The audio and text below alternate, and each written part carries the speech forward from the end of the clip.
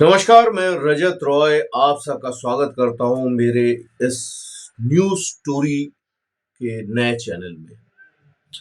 यहाँ पर कई सारी स्टोरीज बताई जाएंगी, न्यूज़ बताए जाएंगे और भी कई मसालेदार चीज़ें भी बताई जाएंगी। तो आप ज़रूर सब्सक्राइब कर लीजिए इस चैनल को। आज एक ईरानी परिवार की कहानी सुनाते हैं जो कि इस जंग के बीच में खामोशी से फंसी हुई है, जिसको हमने नाम दिया खामोशी के बीच में जंग। ये कहानी किसी एक परिवार की नहीं है, बल्कि उन लाखों ईरानी परिवारों की सच्चाई से प्रेरित है जो इस युद्ध में जी रहे हैं, डर रहे हैं और फिर भी उम्मीद नहीं छोड़ रहे हैं। आप सबको पता है कि ईरान सबसे ज्यादा सफर कर रहा है, तो आप समझ सकते हैं कि ईरान के अंदर की एक सामान्य जिंदगी, सामान्य परिवार की जिंदगी कैसी हो रही होगी। तेहरान के इस साधारण इलाके में रहने वाला ये परिवार, अली, उसकी पत्नी जहरा और उनके दो बच्चे, एक 10 साल का रेजा और 6 साल की मरियम, ये इनका परिवार था। अली एक छोटे से मांस की दुकान चलाता था और बड़े खुशी से रहते थे ये युद्ध के पहले। हालांकि हमेशा इस तरह की खबर आती रहती थी। अभी हालिया में भी एक घटना में एक दुकानदार का परिवार अपने लापता सदस्य को ढूंढ रहा था। तो ये क्या न्यूज़ में इस तरह की कई सारी घटनाएं होती रहती हैं, तो आप समझ सकते हैं कि इस भीड़ में, इस जंग में लोगों की हालत कैसी होती होगी। जो साधारण परिवार है, साधारण परिवार, सुबह दुकान जाना पड़ता था अली को, बच्चे स्कूल, शाम को परिवार के साथ खाना। हर रोज वो पर्शियन जो न्यू ईयर है ये मनाते थे, बड़े खुशी से मनाते थे। घर में कई हब्स्कीन सीन वगैरह चलता, सस्ता मिठाइयाँ बनती और रिश्तेदार आते। लेकिन इस साल ऐसा नहीं था, सब कुछ बदल चुका था क्योंकि युद्ध शुरू हो गया था।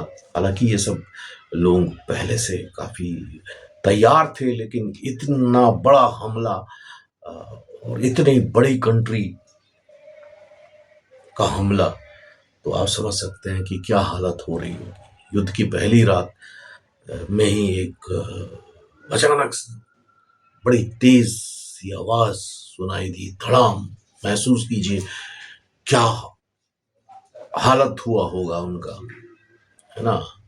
घर की खिड़कियां हिल गई, मरियम डर के मारे में रोने लगी बच्ची। अम्मी ये क्या था?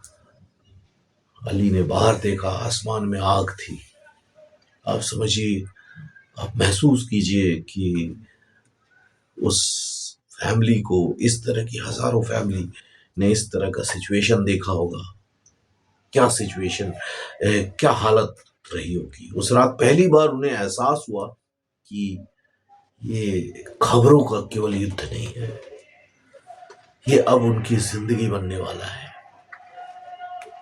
उनको एहसास हो गया था। बदलती हुई दिनचर्या, नॉर्मली कुछ ही दिनों में सब कुछ बदल गया। सब कुछ, स्कूल बंद हो गए, दुकानें आधी खुली रह गई, किसी ने पूरा बंद किया, आधा दुकान भी खुला है। लेकिन हालत ऐसी थी, बिजली बार बार आती जाती, इंटरनेट काम करना बंद कर दिया। सरकार ने कई जगह इंटरनेट बंद कर दिया था, ये आप सबको पता होगा। जैसे लोग एक दूसरे से संपर्क भी नहीं कर पा रहे थे। आपको पता होगा कि अभी युद्ध के पहले जो हालात थे ईरान में, कई सारे लोकल जो प्रॉब्लम था, लोकल लोग ही काफी ज्यादा इश्यूज कर रहे थे उस समय। ईरान सरकार ने ऐसा किया था। रेजा ने पूछा, वो बच्ची, पापा क्या हम स्कूल नहीं जाएंगे? बेचारी, बचपन में उनको क्या समझ में आएगा। अली चुप था क्योंकि उसके पता नहीं था कि ये सच में ये एक ही दिन चलेगा या ये युद्ध और लंबा होने वाला है। अली की दुकान अब खाली रहने लगी थी।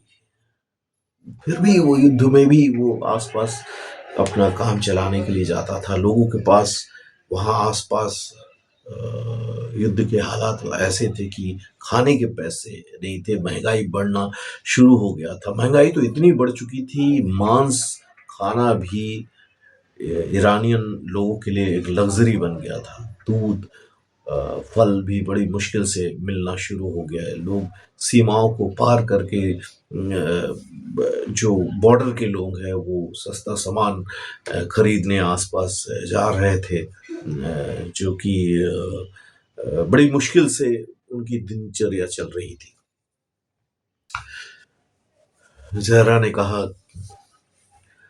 सॉरी, अली ने जहरा से कहा कि जहरा, अगर ऐसा चला तो हमें भी किसी हालत में ये शहर छोड़ के या देश छोड़ के, देश के बॉर्डर के पार जाना होगा।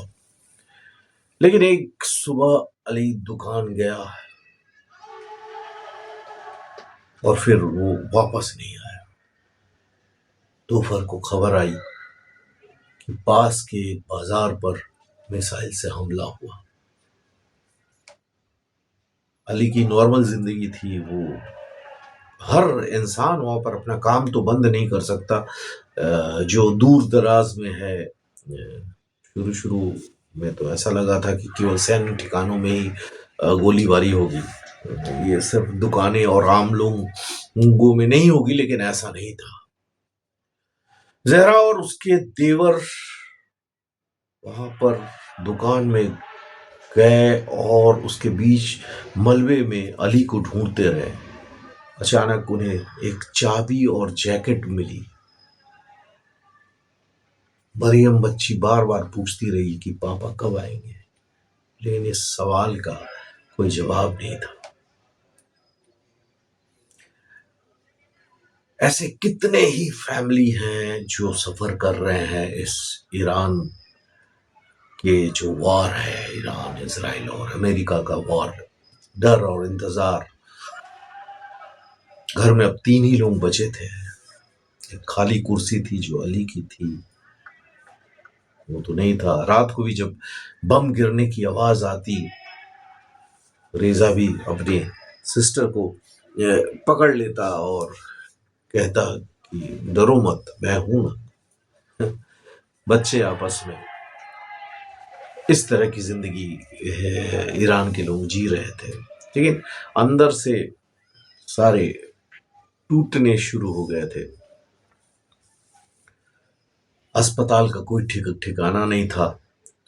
फिर भी एक दिन ऐसे में मरियम बीमार हो गई। बच्ची जहरा उसे अस्पताल लेकर गई। कैसे भी करके अस्पताल भीड़ से भरा हुआ था, कई लोग जख्मी थे युद्ध की वजह से। एक साथ तरफ का अस्पताल भी आधा टूट चुका था। डॉक्टर की कमी थी, दवाइयां खत्म हो रही थी। युद्ध में अस्पताल भी सुरक्षित नहीं रहे और हजारों लोग घायल हो चुके थे। अंदर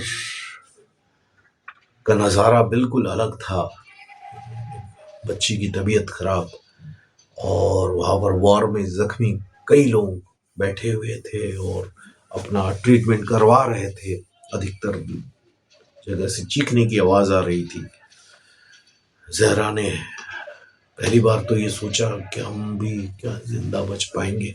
जो हालत था, मन की हालत बहुत खराब थी वो उन सबको देखने के बाद। ये सिर्फ एक शारीरिक संघर्ष नहीं था, ये एक मानसिक युद्ध भी था। हर आवाज डर पैदा करती थी। आवाज, जो भी लोगों को चोट लगा था वो जिस तरह से चिल्ला रहे थे, खतरनाक। हर दिन अनिश्चितता, हर रात आखिरी लगती थी। रेजा पहले जैसा नहीं रहा। बच्चा वो चुप रहने लगा था। मरियम हर रात सोते समय कहती, अल्लाह पापा को वापस भेज दो। बच्ची थी। इस तरह की हजारों फैमिलियों का यही हालत हो रहा था। फिर भी उम्मीद, होप छोटे छोटे त्योहार इसी बीच में आते रहे। ईद थी लेकिन घर में कोई सजावट नहीं थी, कोई मिठाई नहीं थी। फिर भी एक जहरा ने छोटा सा एक वो बनाया जिसको हफ्स सीन कहा जाता है, उसको सजाया। रेजा ने पूछा कि अम्मी, जब सब खत्म हो गया तो ये क्यों? जहरा ने मुस्कुराकर कहा, क्योंकि जब तक हम उम्मीद रखते हैं, तो ये उम्मीद ही बहुत बड़ी चीज है। हर हर इंसान युद्ध में उम्मीद रखता है कि सब कुछ ठीक हो जाएगा। उसने कहा कि क्योंकि जब तक हम उम्मीद रखते हैं, सब कुछ खत्म नहीं होता है। यही भावना आज कई ईरानी परिवारों में देखी जा रही है। वे युद्ध के बीच में भी अपनी परंपराओं को बचाने की कोशिश कर रहे हैं। जो भी त्योहार आ रहे हैं इसी बीच में, जंग के बीच में, तो लेकिन सबकी हालत ऐसी है। आप खुद एक बार सोच के देखिए कि जब एक वार हो रहा, सब वार की न्यूज सुना रहे हैं, लेकिन एक आम इंसान की हालत में क्या हो रहा होगा जो वार में फंसे हैं। ये एक बहुत ही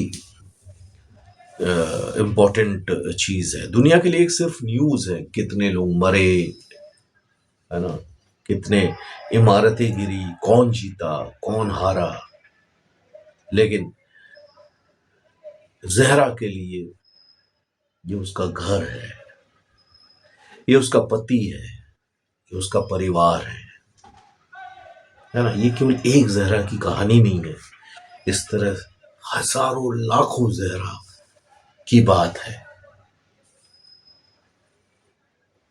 अंत इसका है लेकिन पूरी तरह से नहीं है। मलबे में खोजते हुए अली के भाई को एक जूता मिला, शायद वो अब नहीं था, लेकिन उम्मीद अभी भी थी। जहरा ने बच्चों से कहा कि हम इंतजार करेंगे।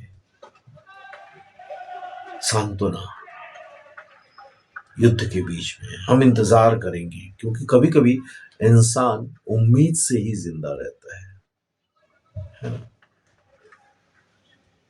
बड़ी टची स्टोरी है और ऐसे कितने घटनाएं हैं युद्ध में, हर युद्ध में होता है। ये तो अभी ये युद्ध चल रहा है इसलिए इसकी एक कहानी है। कहानी में सच्चाई है, हर भावना, हर दर्द, हर डर है। और ईरान के अभी के हालात यही है। युद्ध सिर्फ सीमाओं पर नहीं होता है, युद्ध केवल देश में जो मेन ये जो हमले होते हैं वही नहीं होता, युद्ध घरों के अंदर भी होता है। और इसमें सबसे ज्यादा जो चोट लगती है वो आम लोगों को लगती है। बाकी की न्यूज तो आप सुनते रहते हैं, लेकिन इस तरह की चीजें जब हम सुनते हैं तो अंदर से एक भाव आता है, लोगों के प्रति एक प्रेम करुणा का जन्म होता है। हम शायद कुछ भी नहीं कर सकते, लेकिन एक काम कर सकते हैं कि हम प्रार्थना कर सकते हैं। और प्रार्थना, प्रेयर में बहुत ताकत होती है कि सामान्य लोग जिनको कोई मतलब नहीं है युद्ध से, वो सही सलामत जिंदगी में वापस आ जाए। बच्चे लोग को प्यार मिले, बड़े लोग जो इस चीजों में, इन चीजों में नहीं है, वो कम से कम सुकून की जिंदगी जिए। ये प्रार्थना है भगवान से, ऊपर वाले से, अल्लाह से, या जो भी आप जिनको भी मानते हैं, सुप्रीम पावर, यूनिवर्स, ये हम सबकी प्रार्थना है। शुक्रिया, थैंक यू सो मच। देखते रहिए और प्लीज सब्सक्राइब कीजिए। इस तरह की अलग अलग घटनाओं को हम बताते रहेंगे और एक कहानी के रूप में ये सब हम बताएंगे और आपके दिल तक पहुंचने की कोशिश करेंगे। शुक्रिया, थैंक यू।